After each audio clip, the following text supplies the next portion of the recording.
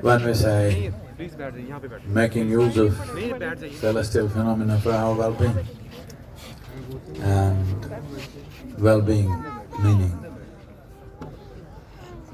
at different stages in your life, you think different things are your well-being. When you're in school, you think you want to go to college, that particular one. Maybe because it's a premier institution, or neighborhood girl or boy is in that school, that college. Whichever way, you want to go to that particular place. Hello? Different people went to institutions for different reasons, isn't it? You got there, you thought this is it, but in no time you realize it's not about getting into the college, it's about getting out, which is the real thing. Then somehow you get out and you think this is it. Then you realize that's the most frustrating time. You have a qualification but you don't have a job. So now you think, if I get this job, everything will be fixed.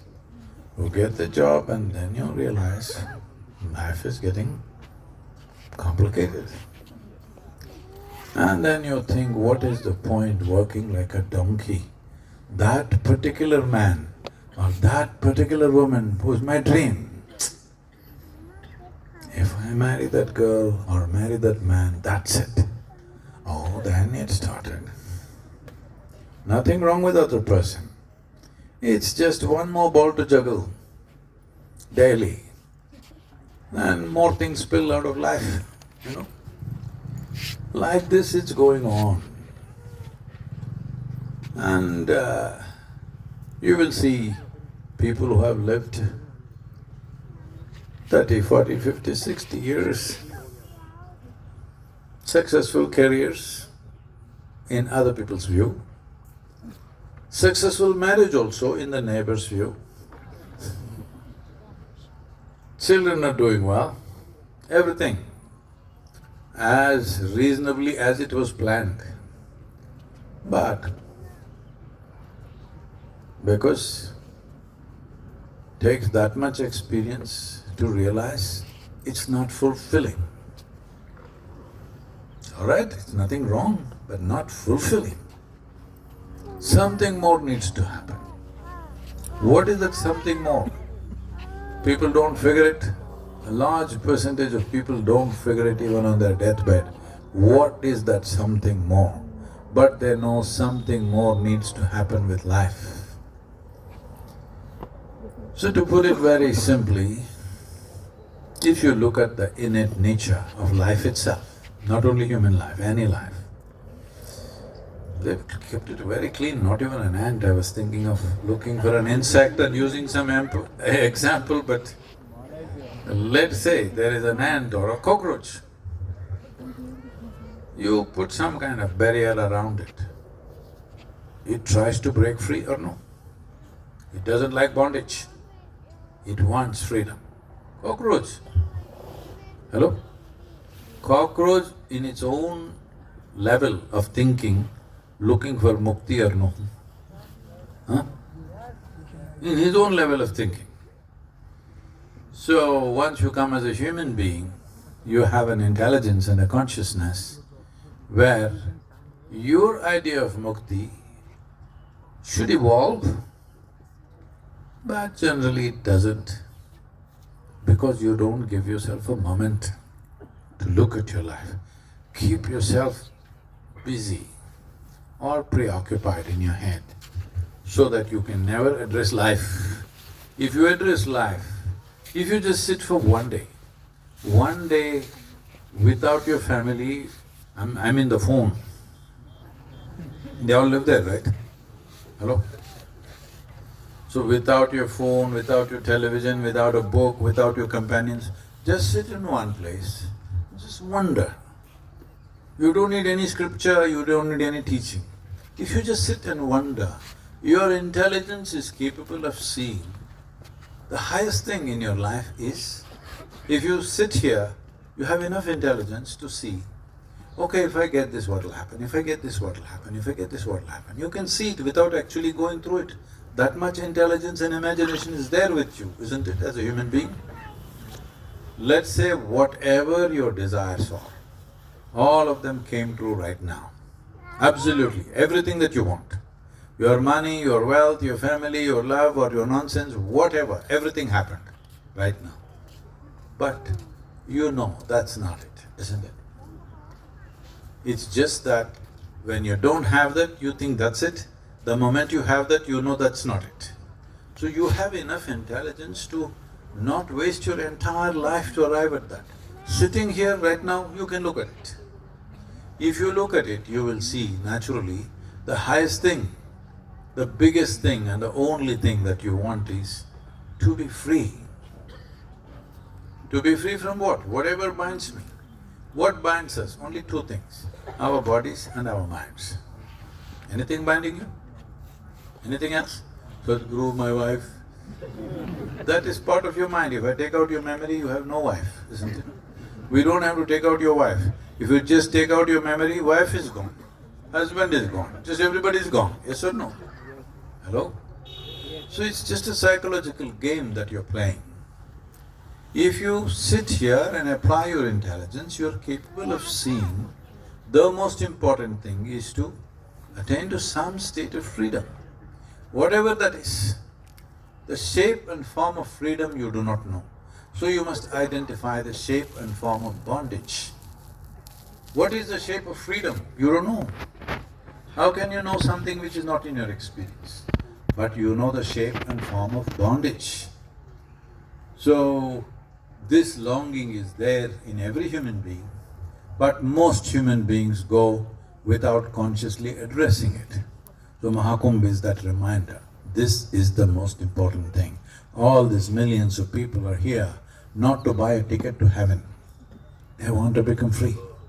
This is the only civilization where there is such a phenomena, where 400 million people in the next few days or weeks, they will be going through this one longing. Many of them, they have to put their life savings together to buy a train ticket and come here. But still they come. This is not today. For 8 to 10,000 years they have been coming. Today, of course, there is advertisements on the TV, in the newspaper, the chief minister speaking, people are talking about it. Just leave this, go back 100, 200, 500 years ago. Nobody is giving a call, but people came. In 3rd century, when Yuan Sang, the Chinese traveler, came here, he says 500,000 people had gathered for Kumbh, a festival here in this region. He calls this Tirtharaj at that time. Now they're calling it Prayagraj. So he says in Tirtharaj, 500,000 people, that's 500,000 people gathered. See, when we got independence in 47, we had only 33 crore people. Alright? 1700 years ago, what do you think the population would be? Just a guess. Can't be more than 3 crores. Hello? Yes or no? Out of 3 crore people, 500 million people gather. So, I'm sorry, not 500 million, 500,000 people gather. No call. Just looking at the calendar, looking at the Panchang, they know it's going to happen, and the whole civilization arrives here, everybody wants to come, traveling long distances. Today, fortunately, the economic condition in the country is improving, and particularly in this state, in the last 7 years, the per capita income has doubled from 47,000 average to 94,000 per person, which is a phenomenal shift. So today you may see them coming in motorcycles or taxis or, other kinds of automobiles. But when I came here in 2000, 2001, I saw many people carrying their old mothers on their backs from the railway station. I went to see how they come. Railway station, they come out, they have one bag like this, a cloth bag. It's just actually a piece of cloth, it's not a bag, tied around them, full of rolled chapatis for the next 3 days, because they can't afford to eat in a restaurant. They don't have money to do that. They've made the chapati at home, and they brought it here, they're going to eat just that. They have no accommodation. They just make a small fire and sit here. They're carrying their old mother on their back because their mother said, before I die, I must take a dip in the kumbh. They brought her on their back like a little child. And when you see this, this is not driven by any campaign. This is not a propaganda. This is an innate longing, which is inspired by a natural phenomena that's happening on the planet. People wanting to make use of that, to rise above limitations and bondages. So, especially this Mahakumbh is happening once in 144 years. You know the science of it, I won't go into it. Otherwise watch Times Now. I've spoken about it plenty. One important thing is, in the next few days you will see all the 7 celestial objects, including Jupiter, including Moon. There will be 7, otherwise 6. They will all be on the night side of the earth. They'll all be in one alignment. Does not mean a straight line. They're all in our visibility, all on one side. Every one of them have their own gravity, particularly Jupiter, which is 11 times larger in diameter than planet Earth, and it is 2.5 times larger in mass than all the planets in the system put together. So it has enough gravity to influence us. It has enough gravity to pull the core of the sun to one side. That's what is happening right now. So there's a tremendous phenomena which naturally acting upon everything. Wherever there's strong confluence of water, this is particularly high, and also the latitudinal positioning. Unfortunately today, for our needs, we build dams in the river. Otherwise these 2 rivers or 3 rivers, if they were meeting in force, it would be far more phenomenal. But today it's tame because dams have slowed down the rivers. The quality of the river is stagnant at some points because of the dams, it's not flowing. And as you must already know, that Ganga water has special qualities. Particularly it has what is called as bacteriophage. That means there are viruses which eat up specific bacteria. They won't eat up everything.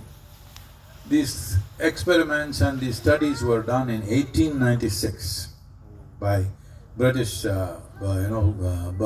bacteriologists. What they found was, if you put a cholera bacteria into the Ganga water, within 3 hours it will die.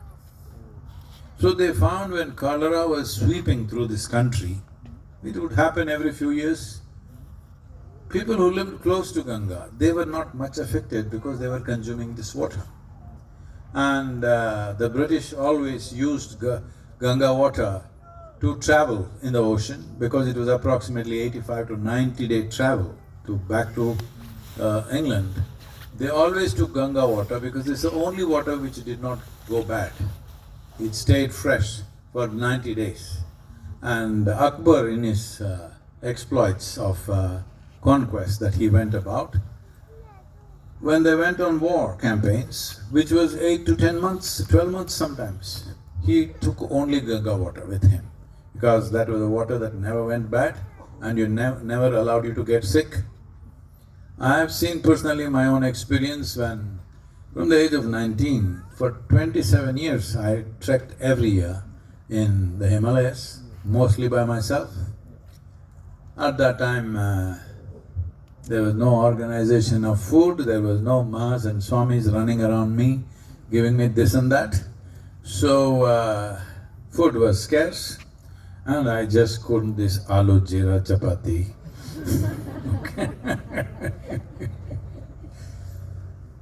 Too South Indian, huh? So, I just carry these tiny Himachali apples in my bag, in my haversack, and Ganga water. Most of the days I had nothing to eat. Every day I'm trekking 14 to 20 kilometers a day in the mountains, just water, and it kept me going, never let me down. So there are tremendous qualities to this. Why it is so, people are trying to explain today because of the glacial this thing it's coming from deep crevices, there may be permafrost where these viruses are being released continuously. These are all explanations, but the important thing is, it has that quality. This is why Ganga Jal has always been so sacred and so valuable, because both for physical well-being, mental well-being and spiritual inspiration, this has been the thing. Ganga Basin, which accounts for about 8.6 861,000 square kilometers of land.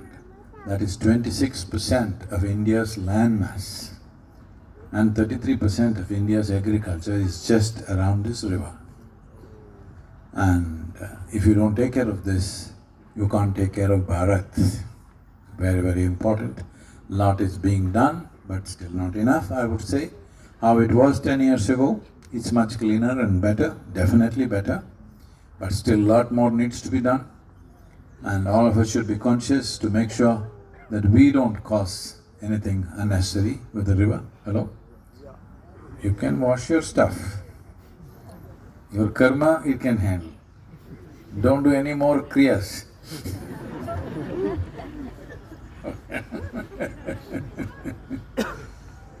Wonderful to have all of you here, but we're blocking the road and…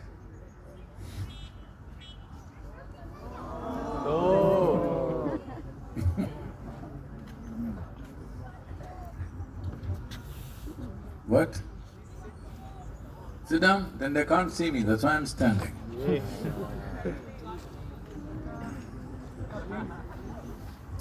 Meditate. Who's stopping you? Huh? I'll tell the police not to stop you from meditating. Nobody is stopping you. We block the traffic, is it? Please, let's not push it, okay? Say this after me.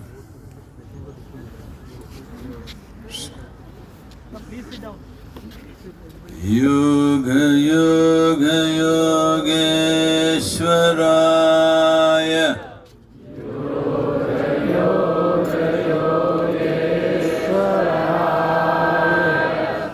Bhuta Bhuta Bhuteshwaraya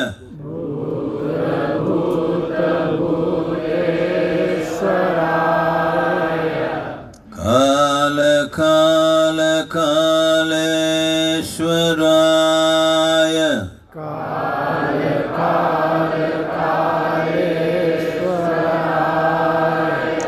Shiva Shiva Sarveshwaraya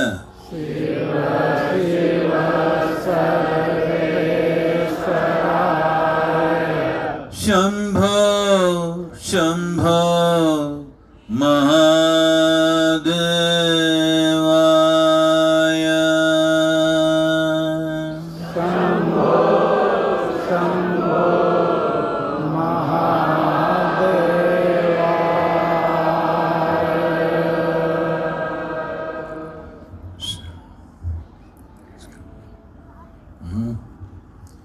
So, at least take a small step towards your own mukti. You identify three things. Hello? Three things which are your limitations. Three things which limit you from being what you want to be. Please break it and go. For example, I'm only using an example, or it could be for real. I'm a little tricky like this only, no? Because what we have as life is a very little time. Hello? If you had 1,000 years to live, I wouldn't be pushing you. Do it slowly. But there's no 1,000-year time. Before you know what the hell is happening, it'll be your funeral. Hello? So, you get angry, all of you? Angry? Yeah. Ah, come on. Am I that naive? You get angry. Well, still getting angry because you can't stop it. I understand, say I'm very understanding also. So you can get angry as much as you want. But whenever you get angry, you just shut up, okay? Don't growl. Leave that to the dogs, okay? Growling, let the dogs do. Please don't take their profession. Hello? Can you do this much? I'm not asking you to stop being angry. Get angry, it's okay. It's your problem. But no angry words. This much you can do. One limitation, break it and go, let me see. Add two more, it'll be nice. Huh? Break something and go.